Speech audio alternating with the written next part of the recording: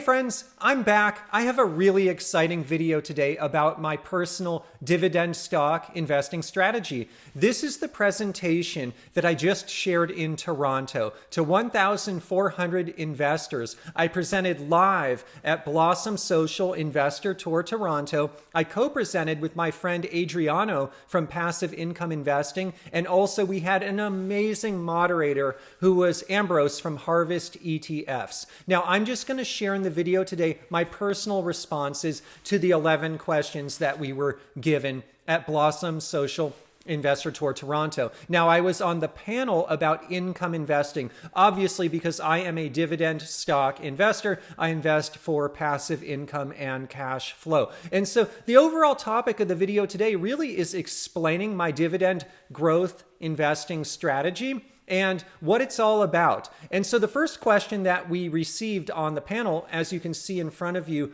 right now, this one was just, hey, introduce yourself. And so I have a lot of information there on the screen. I don't want to spend too much time because most of you know me by now if you've been watching my videos for a long time. I think the most important points on this slide are that I live here in Idaho, I'm married, I have kids, and I work in commercial real estate, but I also invest in dividend stocks. Dividend stocks are my passion, and the cornerstones of my strategy really revolve around high quality stocks, passive income, yield on cost, and picking the best quality companies that I can find.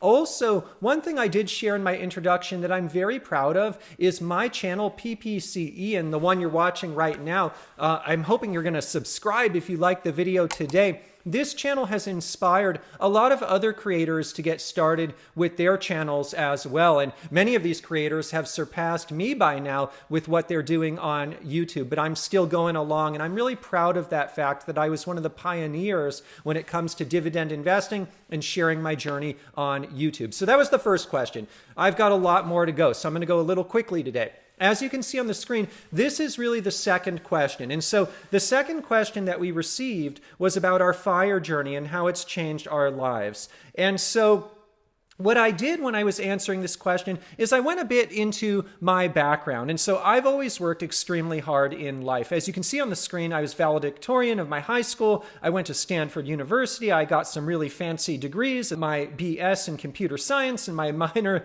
there in economics. I'm very proud of those. After graduating, I had a very strong run working in Silicon Valley in the marketing profession. I went all the way from entry level to VP at a publicly traded company. Now I work in real estate as a real estate investor and developer. But what I realized along my journey, someone who has a type A personality, I'm a go-getter, I'm always working hard, but I realized, oh my goodness, I can't go at this pace forever. And so somewhere along the way, I realized, you know what, Ian, you better get some passive income coming in from really high quality dividend stocks, because you're going to need that passive income because you can't work at this crazy pace forever. And so that was a key epiphany moment for me in my FIRE journey, that FIRE is inevitable for me because I put a lot of work into my life, into my education, into my career in my earlier years, but it kind of caused a little bit of fatigue, if you will. And like I said, I can't go on like that forever. But as you can see on the screen in front of you right now, I also shared some more things. And so in parallel, I've always been passionate about investing since my high school days. And honestly, I've tried just about everything. I even day traded penny stocks. I remember when I went to Stanford University, I kind of during lunchtime or between classes, I would even try to trade penny stocks here and there. I realized that for myself, I always kept coming back to dividend stock investing. And I decided to go all in on dividend growth investing with the goal of driving massive cash flow that can be used to pay my bills. And so I'm still in the middle of my FIRE journey. I'm semi-FIRE right now, but I have about 6 years to go in my journey. And the journey has really changed my life in a ton of ways. I have increased financial stability right now and options to pursue my true passions, like this YouTube channel and sharing my journey with others. I have built a legacy for my kids, and I have a comfort knowing that I built something that can last for generations. I have a sense of true purpose in helping others learn how they can also break free. I've developed in my FIRE journey a network of lifelong friendships that I cherish. This is one of the things I noticed at Blossom Social Investor Tour is just meeting a lot of these friends in person that I had met online over the years in the FIRE community, in the dividend stock investing community. This is kind of a game changer for me. I look back on really my journey, not only as a dividend investor, but as a YouTuber. And I have really built so many friendships through this journey. And that's what been honestly one of the most exciting and probably best parts of the FIRE journey for me. Also, the last point about my FIRE journey is I feel really proud of my portfolio, and as I'm the CEO of my dividend stock portfolio. When we're all at our real jobs, sometimes we don't get to a certain level. Maybe we're not CEO, or maybe you might not have as much authority at work as you would like. But what I love about dividend investing is it allows all of us, myself included, yourself included, to become CEOs of our own portfolios. And so I have that excitement as part of my journey. So that was the second question. I'm going to keep going because there were 11 questions in total. The next one, as you can see on the screen in front of you right now, is question 3. And it really comes down to what suggestions would you give new investors who are trying to decide between a growth-oriented strategy and an income or dividend-centered strategy? And so this was probably my favorite question of the presentation, and I'll tell you why. I am not just a dividend investor. I oftentimes call myself a dividend stock investor because it's short, it's easy to remember, but the full extent of what I am is a dividend growth investor.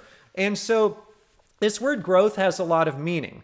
I invest in the best quality companies in the world, and they tend to grow their businesses over time, which also will tend to cause share price appreciation over time. But they also pay dividends. And because they're growing companies, they tend to be able to grow the dividends over time. So I'm a dividend growth investor. And I don't want to pick either or. Look, my focus is on income. Obviously, I spoke at Blossom Investor Tour Toronto on the income investing panel because I invest for income.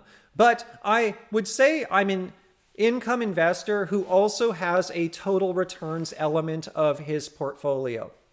The best way I can share this is through example. Check it out on the screen. So this is a chart that I shared on the screen at the conference, and I have not updated it since. Now, what's funny is this is for Caterpillar. Caterpillar intraday today, I shared this over on my Instagram. It surpassed $500 per share. It closed the day, I believe, just under $500 per share. But this is directional enough. This gives the data that helps illustrate my point. I started buying this thing in 2013 at $86. As of when I created this slide, it was at $431 for unrealized capital appreciation of 401%.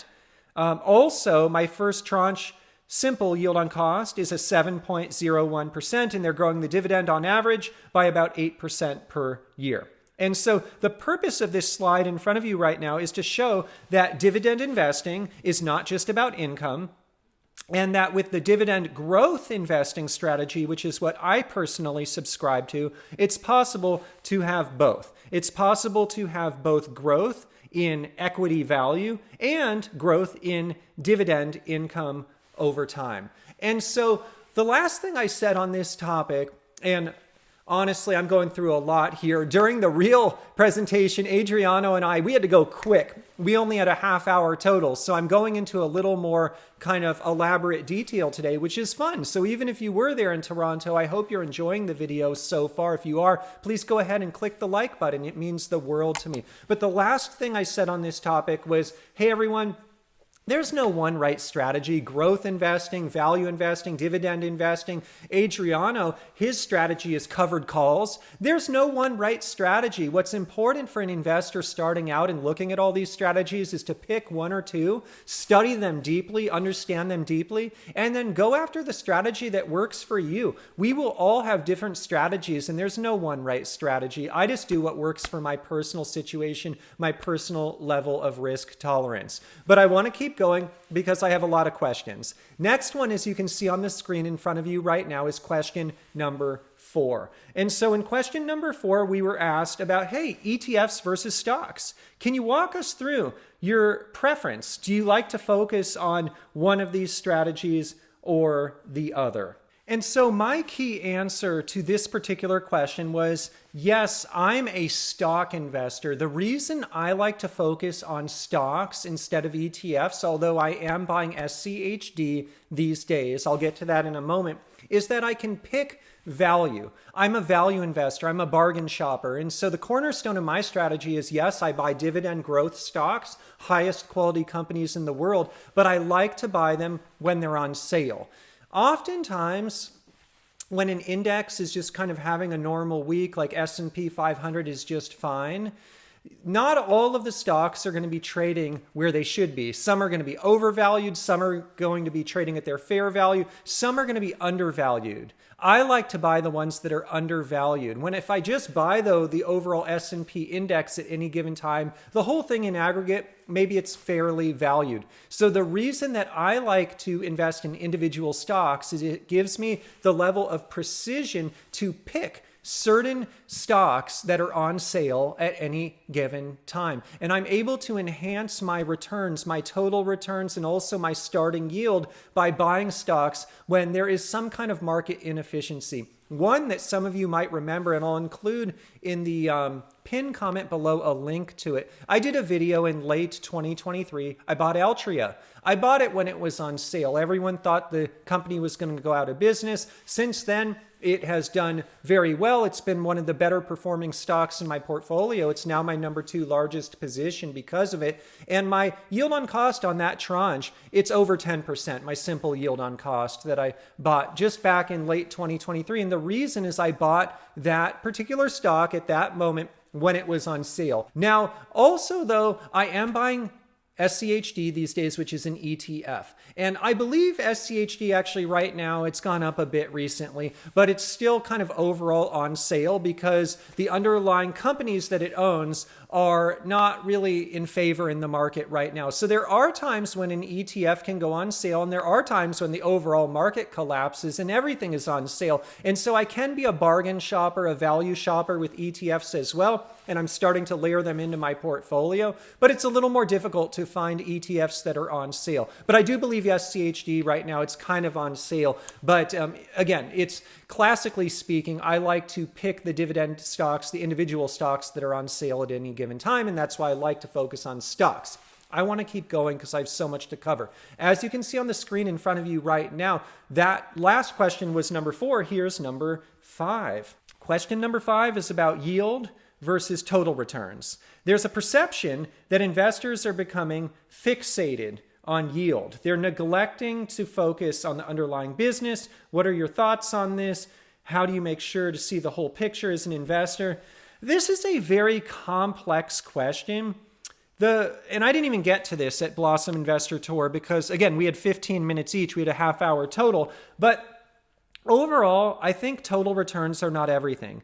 I also think that dividend growth investing can have pretty great total returns, especially if the investor buys the best quality stocks in the world that are dividend growth stocks, and the investor buys those stocks when they're on sale. Because if the purchase prices are at really favorable times, that can affect your total returns. But more than anything, I think it's important for each investor to have step 1, define your goals. Step 2, build a strategy that aligns to those goals. And so someone's goals may be growth, someone's goals may be income, they may be total returns, they may be capital preservation with the least amount of risk, they may be something else. And so I think this fixation on total returns these days, it just needs to be put into context.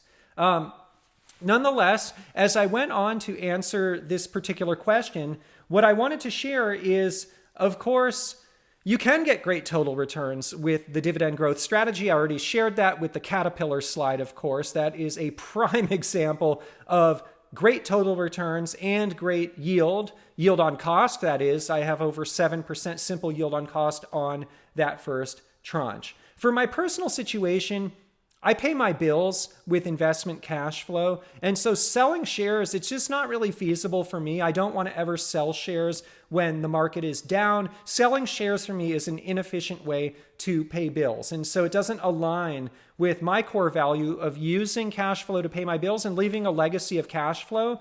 And so that's why, again, step 1, define your goals. Step 2, build a strategy that aligns to them. I think it's really important overall when we talk about investors becoming too fixated on yield is to avoid yield traps. I don't just invest for the highest possible yield. I respect investors who do, but I'm a dividend growth investor. I am basically a total returns investor with a huge emphasis on yield because capital appreciation, it's great, it feeds my ego, but I never really intend to sell stocks. It's important to realize I'm not just buying dividend stocks also at average market prices. I try to buy them when they are on sale, and by doing so, that can really accelerate my total returns. It can accelerate the returns by buying discount. And so that was that question. I want to keep going. As you can see on the screen in front of you right now, the next question is number 6. Critics say that some high yields just pay your own money back. They lag on total return. What are your thoughts on this? Well, this is kind of, you can see a theme here, everyone. So you can see a theme. That is a question that kept coming up. Total returns. Dividend investors, are you foregoing some great total returns? Are you leaving a lot of money on the table? This was a recurring theme. I thought the best way for me to really answer that was through example. And so I shared another example. As you can see on the screen, this one is ABBVIE. Again, ABBVIE, I don't think these stats reflect the extent of how well it's done because, again, I prepared this slide a while back, but it gives you the directional information. ABBVIE is another stock like Caterpillar that just hit recently an all-time high. It's crazy. I was buying ABBVIE Tranche 1 back in 2019 at $67. And here in 2025, back then in 2019, people thought that the company would go out of business. It wasn't going to do very well. I was the contrarian investor. I bought it on sale. And they are doing quite well right now, hitting new all-time highs. Anyway, just on that first tranche, I'm up 227%. And I have a simple first tranche yield on cost of 9.75%, and they keep growing the dividend by about 6.8% per year on average. And so the reason I share these slides, by the way, is not to brag. I've had setbacks in my investing journey, just as anyone has. No investor is perfect, but I share these examples of the best possible outcomes to illustrate that, hey, dividend growth investing, it's not just about income. Income is my focus, but there is a byproduct of capital appreciation. I have a lot of unrealized capital appreciation with the stocks I own, like Caterpillar and ABBVIE. And they're not just paying my own money back. They're not lagging on total return. They're doing just fine. And it's also important to realize during this presentation, I invest for my level of risk tolerance. And so I am doing a pretty good job, in my opinion, of total returns and adjusting them, de-risking them for my level of risk tolerance because I tend to stay away from those companies that have higher PE multiples. I tend to stay away from those companies that are valued at ridiculous valuations. I'm doing what I'm doing with yield on cost and with capital appreciation, and I'm doing it with stocks that I buy on value sale that are trading at really favorable PE ratios. But also, I wanted to answer this question with an academic study. So as you can see on the screen, and I will link to this in the pinned comment below, I brought up this really cool study. So there was a study by BESSEMBINDER. And so BESSEMBINDER, his name is actually HENDRIK BESSEMBINDER from the Department of Finance at the W.P. Carey School of Business, Arizona State University. He did a study. Which U.S. stocks generated the highest long-term returns? And long story short, when I analyzed his study, what came out of this is when we look over long periods of time, Altria emerged as the company that had the best total returns of all time through this draft in 2024. And so this Bessembinder study was a great way to answer this question that, hey, do dividend growth stocks lag on total return? Well, some of them may.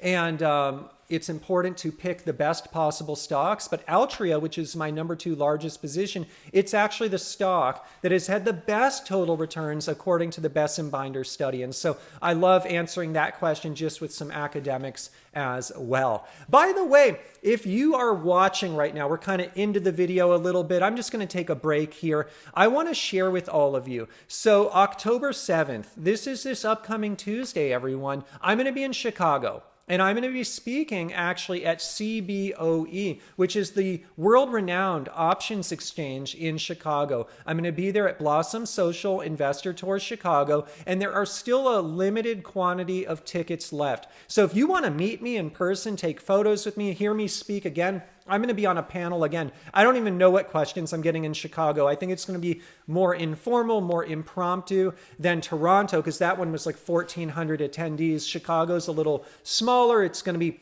more intimate. It's going to be more of a venue where we get to know each other. I think there's going to be about 100 or so people there. And so check it out. Check out the pinned comment below. I'll include my link to the event. And if you sign up with code ppcian15, I'll include that in the link, pinned comment below near the link, so you can put that in. That gets you 15% off. And the tickets are only before the discount, like $27.50. And that includes admission in the venue. It includes food, drink, and a cool t-shirt from Blossom. So check it out. I hope to see you there. If you live in Chicago, work in Chicago, the event is on October 7th, which is the Tuesday, and it's from 6 p.m. to 9 p.m., so it's after work. I really, really hope to see some of you there. It's going to be so much fun. And I've never been there to CBOE before. Oh my goodness, I can't wait. And so hopefully we can connect. And I would go, though, very soon to that link, because the tickets that are left are getting very limited. But if you go there on the website in the pinned comment below and they're still available, they're still available. It will tell you if they're sold out. So I hope to see some of you there. I'm going to keep going. As you can see on the screen in front of you right now, let's go through the next question. And so the next one is going to be question number 7. Ian, when you're deciding on a dividend stock, what are the key signs you look for? Feel free to use a recent buy. I love this. I'll start with the buy. Pfizer. Pfizer is a stock that I've been buying recently. My patrons know this. I'll link in the pinned comment below to my Patreon. On Backyard Patreon and Corner Patreon, I share my trades. And a trade I've been making all year, basically, in 2025 has been buying Pfizer. It's fully built now. And for good reason, actually. It's gone up, I think, about 12% or so in the last few days. And so I'm good there now. I'm good on Pfizer. I locked in that 7% starting yield on a lot of the tranches I bought. But that's a recent example. And why did I buy it? I buy it because it's a value stock. It's on sale. It has a huge starting yield. The margins at the company are good. The financial statements at the company are good. It's an iconic business that has been around a long time that I could see myself holding forever. And one of the most key points I want to point out with Pfizer is I like to buy iconic businesses that are in times of distress, but I believe they can make it through the time of distress into better days ahead. And I think we're seeing Pfizer right now turn the corner. As you can see on the screen, you can just see highlighted there some of the points. And so above the example, there's just a few key signs that I look for, including high quality businesses with defensible moats. They're trading on sale due to some sort of risk that can be overcome, as I just mentioned with Pfizer. I like stocks that I can see myself holding with a time frame of forever, although sales do happen from time to time. I like sustainable and predictably growing dividends based on payout ratio and cash flow analysis, statement of cash flows. I like the high margins. I like manageable debt situations and paths towards growth. Because again, I'm a dividend growth investor. Also, as you can see on the slide, I'm buying SCHD these days. So sometimes an ETF, it can be on sale, it can be in my wheelhouse, and it has all the key signs and signals that I want to look for.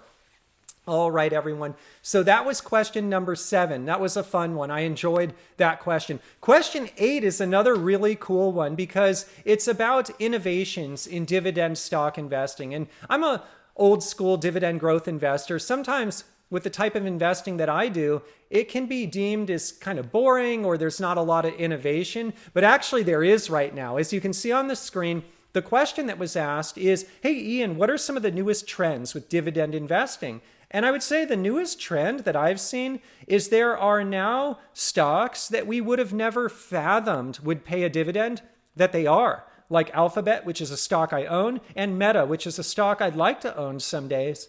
And these stocks not only pay dividends, but they pay increasing streams of dividends. Alphabet has now increased its dividend over time. And so I think that's a pretty big innovation in the world of dividend growth investing. And one of the things I would say about these tech stocks as well is they're not all overvalued. Actually, this year in 2025, I was buying a lot of Alphabet earlier in the year. I did a video on it. I'll link in the pinned comment below if you want to check it out. I'll link to my Pfizer video there as well.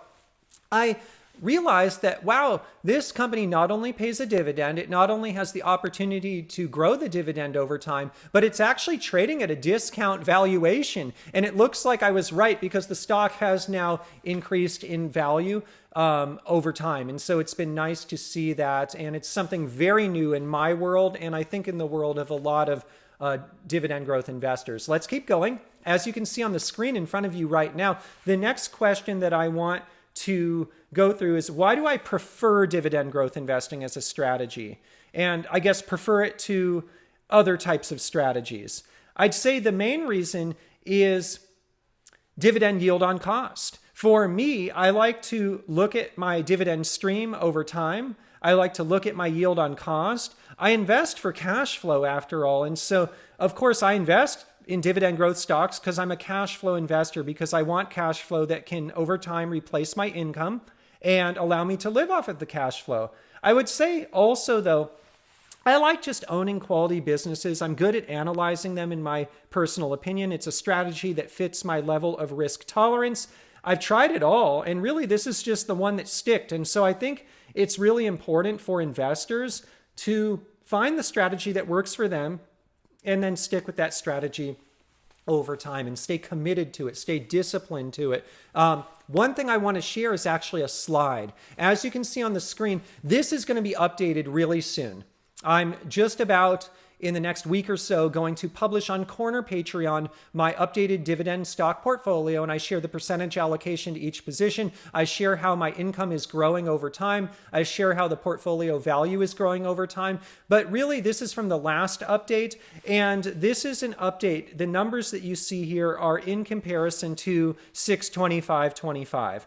And what I'm trying to show here is dividend income over time is growing. When I compare 6/25/25, for example, to the previous high, when I actually had to sell some stocks, I'll link in the pinned comment below to that. That was a point in my journey where I sold some stocks to fund a real estate transaction, and I lost some of my dividend income. But even since the prior peak, as of 6/25/25, I'm now up 31.32%. My income is up that much. And so over time, dividend income has grown. And it's really wonderful to be able to measure that, because the stock market does not always grow linearly in fashion. But I found for myself, as a lower risk tolerance investor, as someone who likes to have something tangible that I can look at that is always kind of improving over time, with the types of dividend stocks that I buy in aggregate, of course, some of them have a dividend cut or suspension from time to time, but in aggregate, the dividend income has been growing up into the right, as the chart you just saw illustrates. And that's what motivates me the most. That's why I do what I do, because ultimately, that's why I'm investing. That's my why. It's for the income, and I can measure it clearly over time. I have more, as you can see on the screen in front of you right now. The next one I want to go through is question 10. Why do you prefer your style of investing versus a growth style, or just holding index funds? And so again, This one is a little repetitive from the last question, but I'm about 6 years away from my financial goals. I like to follow my dividend income over time. It's up and to the right. Stocks can fluctuate. Growth stocks, they can go up, they can go down. Dividend income, it's something that I can use, that's tangible, that I can clearly analyze over time, and it's going up and it's getting closer and closer to the financial goals that I'm trying to hit. I also share in this particular question another example. This is one of the most iconic examples for PPCE. And why do I love this versus growth investing or index investing? Just because of stuff like this. As you can see on the screen, this is my first tranche of Altria. I don't want to spend a lot of time, but my simple first tranche yield on cost now on Altria is a staggering 26.52% yield on cost. That's from 2009. And so the reason I love investing in individual dividend stocks versus a growth style is because that's just really compelling to me. It resonates with me. It's aligned with my financial goals, but I realize other investors may have completely different types of goals, and that is all good because we all have to specialize our strategy for our own journeys. The last question that I was asked at Blossom Investor Tour Toronto, as you can see on the screen, is question 11. Ian, what's the biggest mistake you see in income investing? I see a lot. I see people chasing yield traps. I see people giving up. This is one I see a lot in 2025. I see kind of comments like, hey, I bought this stock 6 months ago. Why is it not going up in value? Boy, I've had stocks that have gone sideways for years, and only after years have they then surged. Business growth is not linear, and so I like to have conviction and discipline. I don't give up. I see other mistakes, though, not having enough patience. Well, I guess that goes hand in hand with giving up. It takes decades. Giving up after setbacks. We all face setbacks, myself included. I share my complete journey here on YouTube for fun and entertainment, including the setbacks. Losing interest I see as a mistake. And if it were easy, look, everyone would do it. So that's really the presentation that we had. It was the experience of a lifetime to share this story at Blossom Social Investor Tour Toronto. I want to give my sincere thank you to the entire Blossom team, and I can't wait on October 7th, this upcoming Tuesday, to present again at Blossom Social Investor Tour Chicago, and I'll link to that in the pinned comment below. And I'll also include my affiliate link to Blossom app if you're not on it yet in the pinned comment below. In terms of full disclosure, I'm long Blossom and I'm compensated for affiliate signups to the Blossom platform, although it is free for investors to get started on the Blossom app. And I believe they just crossed 500,000 users on the platform, which is pretty cool. I've got over 40,000 followers on Blossom.